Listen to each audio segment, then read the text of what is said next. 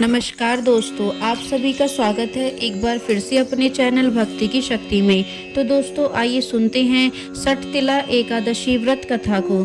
एक समय दालभ्य ऋषि ने पुलस्त्य ऋषि से पूछा कि हे महाराज, पृथ्वी लोक में मनुष्य भ्रम हत्या आदि महान पाप करते हैं, पराई धन की चोरी तथा दूसरों की उन्नति देखकर ईर्ष्या करते हैं, साथ ही अनेक प्रकार के व्यसनों में फंसे रहते हैं, फिर भी उनको नरक प्राप्त नहीं होता।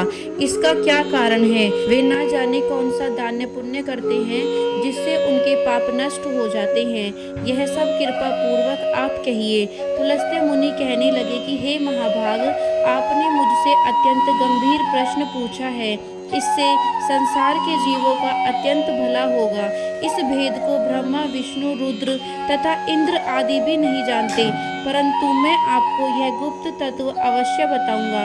उन्होंने कहा कि माघ मास लगते ही मनुष्य को स्नान आदि करके शुद्ध रहना चाहिए। इंद्रियों को वश में कर काम, क्रोध, लोभ, मोह, अहंकार, ईर्ष्या तथा द्वेष आदि का त्याग कर भगवान का स्मरण करना चाहिए। पुष्य नक्षत्र में गोबर, कपास, तिल मिलाकर उनके कंडे बनाना चाहिए। उन कंडों से 108 बार हवन करना चाहिए। उस दिन मूल नक्षत्र हो और एकादशी तिथि हो तो अच्छे पुण्य देने वाले नियमों का ग्रहण करें। स्नान आदि नित्य क्रिया से निवृत्त हो, सब देवताओं के देव श्री भगवान का पूजन करें और एकादशी व्रत धारण करें। रात्रि को जागरण करना चाहिए। उसके दूसरे दिन धूप, दीप, नैवेद्य आदि से भगवान का पूजन करके खिचड़ी का भोग लगाएं। तत्पश्चात पेठा, नारियल, सीताफल या सुपारी का अर्घ्य देकर स्तुति करनी चाहिए। हे भगवान, आप दीनों को शरण देने वाले हैं, इस संसार सागर में फंसे हुओं का उद्धार करने वाले हैं। हे पुंडरीकाक्ष, हे विश्वभावन, हे सुब्रह्मण्य, हे पूर्वज, हे जगतपते, आप लक्ष्मी जी सहित इस तुच्छ अर्घ्य को ग्रहण करें। इसके पश्चात जल से भरा घड़ा ब्राह्मण को दान करें तथा ब्राह्मण को श्यामा गौ और तिल पात्र देना भी उत्तम है। तिल स्नान और भोजन दोनों ही श्रेष्ठ हैं। इस प्रकार जो मनुष्य जितने तिलों का दान करता है उतने ही 1000 वर्ष स्वर्ग में वास करता है। तिल स्नान, तिल का उपटन, तिल का हवन, तिल का तर्पण, तिल का भोजन और तिलों का दान, ये तिल के 6 प्रकार हैं। इनके प्रयोग के कारण यह सटतिला एकादशी कहलाती है। इस व्रत के करने से अनेक प्रकार के पाप नष्ट हो जाते हैं। इतना कहकर पुलस्त्य ऋषि कहने लगे कि अब मैं तुमसे इस एकादशी की कथा कहता हूँ। एक समय नारद जी ने भगवान श्री विष्णु से यही प्रश्न किया था और भगवान ने जो सटतिला एकादशी का महात्म्य नारद जी से कहा सो मैं तुमसे कहता हूँ। भगवान ने नारद जी से कहा कि हे नारद, मैं तुमसे सत्य घटना कहता हूँ, ध्यान पूर्वक सुनो। प्राचीन काल में मृत्यु लोक में एक ब्राह्मणी रहती थी। वह सदैव व्रत क्रिया करती थी। एक समय वह 1 मास तक व्रत करती रही। इससे उसका शरीर अत्यंत दुर्बल हो गया। यद्यपि वह अत्यंत बुद्धिमान थी तथापि उसने कभी देवताओं या ब्राह्मणों के निमित्त अन्न या धन का दान नहीं किया था।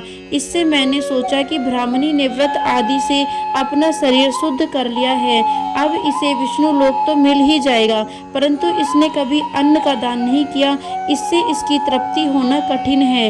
भगवान ने आगे कहा, ऐसा सोचकर मैं भिखारी के वेश में मृत्यु लोक में उस ब्राह्मणी के पास गया और उससे भिक्षा मांगी। वह ब्राह्मणी बोली, महाराज किस लिए आए हो? मैंने कहा, मुझे भिक्षा चाहिए। इस पर उसने एक मिट्टी का ढेला मेरे भिक्षा पात्र में डाल दिया। मैं उसे लेकर स्वर्ग में लौट आया। कुछ समय बाद ब्राह्मणी भी शरीर त्याग कर स्वर्ग में आ गई। उस ब्राह्मणी को मिट्टी का दान करने से स्वर्ग में सुंदर महल मिला, परंतु उसने अपने घर को अन्न आदि सब सामग्रियों से शून्य पाया। घबराकर वह मेरे पास आई और कहने लगी, हे भगवान, मैंने अनेक व्रत आदि से आपकी पूजा की है, परंतु फिर भी मेरा घर अनादि सब वस्तुओं से शून्य है। इसका क्या कारण है? इस पर मैंने कहा, पहले तुम अपने घर जाओ, देव स्त्रियां आएंगी तुम्हें देखने के लिए।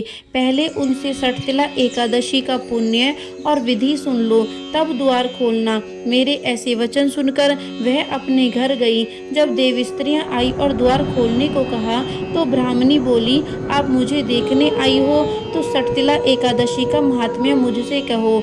उनमें से एक देव स्त्री कहने लगी कि मैं कहती हूँ। जब ब्राह्मणी ने सटतिला एकादशी का महात्म्य सुना तब द्वार खोल दिया। देवांगनाओं ने उसको देखा कि न तो वह गंधर्वी है और न असुरी है, वरन पहले जैसी मानुषी है।